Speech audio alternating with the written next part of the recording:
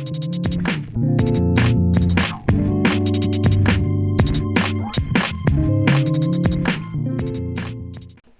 everybody, this is George from the Miller School of Music. I'm doing lesson 8 of my Harmony and Theory series. This is on root motion. So root motion is one chord moving to another and the relationship of the roots.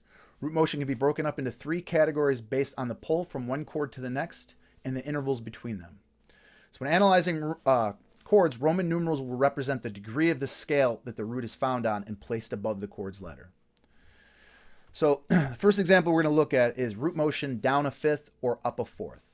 So in this first example, I'm going 1, 6, 2, 5. So if I'm saying C is 1, A minor is 6, D is 2, G is 5.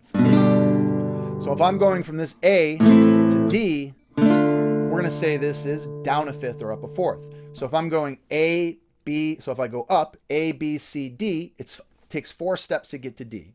Now if I go back, we're going to go A, G, F, E, D. It takes us 5 steps to go down. So what that means basically is down a fifth is the same as up a fourth. We talked about that in the last lesson, the previous lesson on inversions. So you want to understand that when we say down a fifth, it means the same as that up a fourth.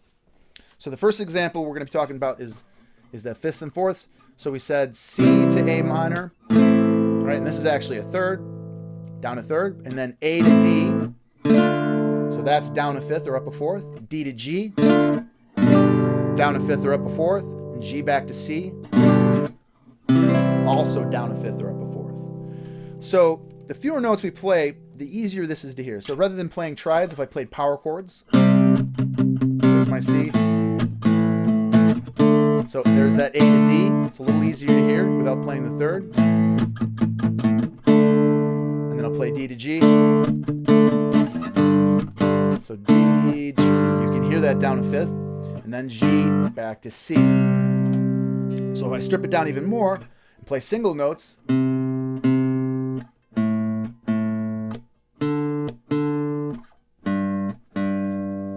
can tell it's even easier to hear. So, and you can think of basically that's a bass line. You're playing single notes, and you're outlining the changes. So you can think of a bass player as essentially a root motionist. Bass player's job is to outline the changes. You know, generally you want to do this in a more interesting way. Sometimes keeping it simple makes more sense, and sometimes, you know, you can kind of create interesting melodies that outline the root motion. But essentially, whether it's triads, whether it's power chords, it's all the same thing. You're basically playing root motion. So the whole idea of this is to be able to identify this. So when you're hearing a progression, to be able to identify what the root motion is. So it's the simplest way of understanding the chord progression. All right, so moving on.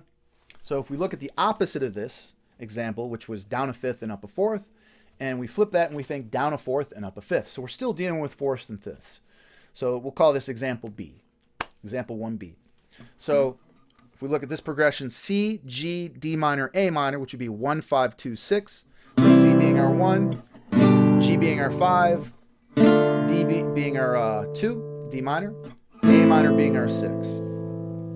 So if I play C to G, so this is going to be down a fifth. C, B, A, or down a fourth, sorry. C, B, A, G, down a fourth, 4 steps down. Or we can think of this as up a fifth. C, D, E, F, G. So either down 4 steps or up 5 steps. Takes us the same place, means the same thing. So if we said C to G, that's down a fourth. G to D minor, down a fourth. D minor to A minor, there's down a fourth. So you're starting to pick up on that root motion. So again, I'll strip it down. I'm going to play the power chords.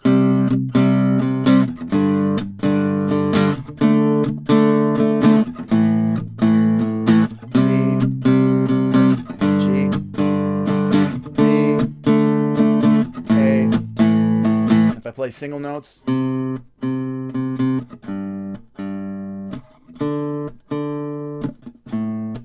really start to hear that pattern.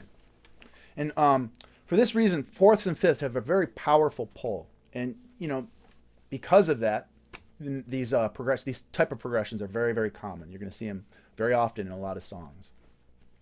What you're going to find out is most songs are based on the same chord progressions. Like if you look at a lot of pop songs. You're going to see that they're all, most of them are the same progressions, whether it's 1-5-6-4 or 1-4-5, you're going to see a lot of the same progressions in common. And it's, like I said, it's going to make it a lot easier to pick up on that and to figure out what the song is. All right, next example, we're going to look at stepwise root motion.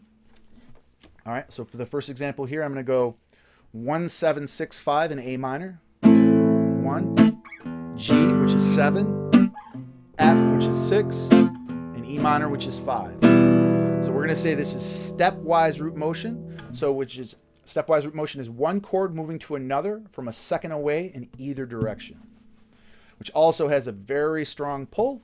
And because of that, you're going to see this pretty often, pretty common progression, whatever it is. So in this example, we said A is 1. So A to G is down a step. G to F is also down a step. F to E, also down a step. So when you hear this type of root motion, it almost creates that such a powerful forward momentum that it creates this expected resolution. Same thing in fifths and fourths. So when I play A minor to G, you're almost expecting that F. Now you really want to hear that E. And now that E has a pull back to A. So, and this is how a lot of harmony works, is creating this forward momentum with these expected resolutions, and that's where you can throw a curveball and have a deceptive resolution, and that's what makes music less predictable, All right, anyways. So another example we could say is, or actually I'll do the power chords with that one. So if I played power chords.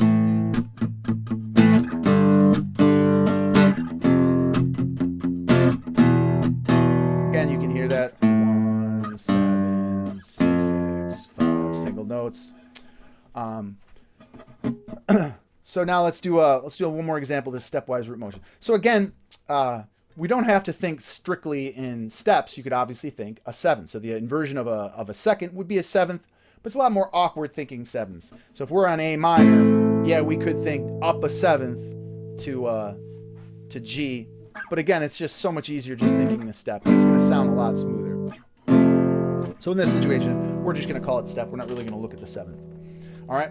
So let's look at another one. How about 1, 2, 3, 4 in C major? So if we're on C major to D minor, which is our 2 minor, to E minor, which is our 3, all right, to F major, which is our 4. So we got 1, 2, 3, 4, or if I played power chords,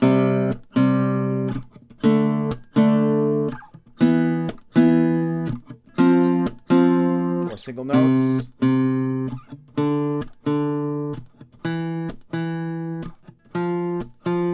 So again, the simpler the harmony, the easier it is to hear the root motion. So we look at like some, jazz or more complex harmony. Again, it's a little trickier to hear the root motion as we stack on more notes. We use 7th chords and we use tensions. Definitely makes things a little trickier to hear. So the simpler the root motion, or that's why trying to figure out a song, if you're just listening to the bass line, a lot of times that's the easiest way to really hear the root motion. All right. So let's look at the next one. So we said root motion down a third or up a sixth, or down a 6 or up a third. So basically thirds and sixes. So thirds and sixes you're going to find probably has the weakest pull from one chord to the next. And part of the reason is because the chords are going to share 2 out of the same 3 notes. So if I look at this progression right here, we're going to go 1, 6, 4, 2. So C major, A minor, F major, D minor. So C to A minor, this is down a third. So when we're moving in thirds, like I said, the chords are going to share a lot of the same notes. So the C is C, E, and G, and the A minor is A, C, and E. So you have the same E and the C, 2 out of the 3 notes from the C to the A minor. Now we go to A minor to F. We have A, C, E going to F, A, C. So again, we have the A and we have the C, 2 out of the 3 notes. Then the F, A, C going to the D, F, A, right? We have the F and the A, 2 out of the same 3 notes. So again, because of this, it's not going to create the same kind of tension moving from chord to chord. So it doesn't necessarily mean this is not going to create a good sounding chord progression. It's just not going to create the same tension to release, the same momentum as fifths, fourths, and step. So, You don't want to get confused with thinking, you know, good versus a strong root motion.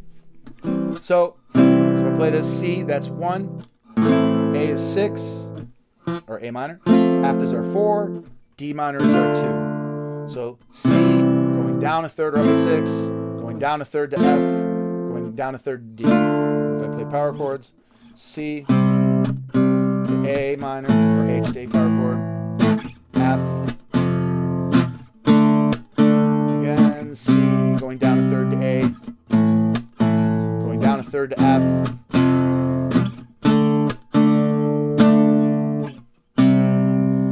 alright, so this concludes the lesson for today. I'm going to probably do a follow-up lesson going over some more examples, like examples of songs, and maybe do some ear training. So I'll probably do like a follow-up lesson to the root motion. So stay tuned for some more videos, and I will see everybody shortly. Take care.